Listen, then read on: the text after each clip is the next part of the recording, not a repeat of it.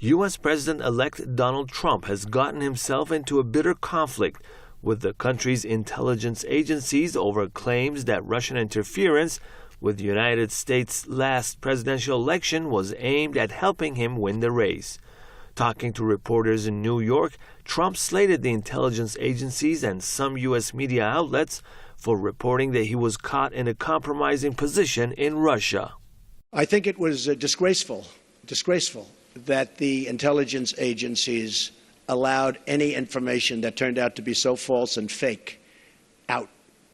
Trump, who has demanded an improvement in bilateral relations with Moscow, admitted for the first time that Russia was behind the hacking of the Democratic Party's institutions during the 2016 presidential election.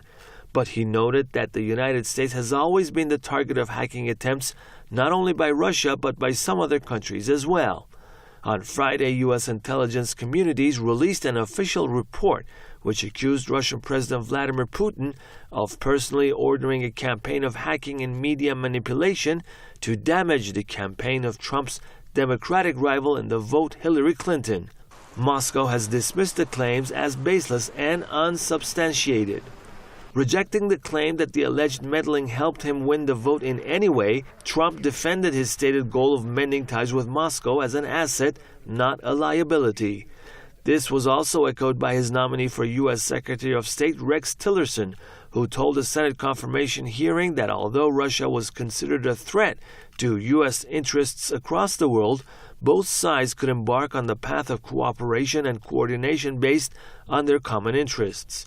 Some analysts believe that allegations raised by the administration of outgoing President Barack Obama against Russia aim to divert public attention from a major problem with the internal U.S. politics and its flawed election system. And honestly, I believe that this discussion about Russia hacking into the American election is really just a waste of time. We don't, as Americans, we don't have to look to Russia. We don't have to look to the Kremlin. We have to look to the Republicans and to the state of Kansas if we really want to understand the efforts that were used to sway this election with voter fraud and voter suppression.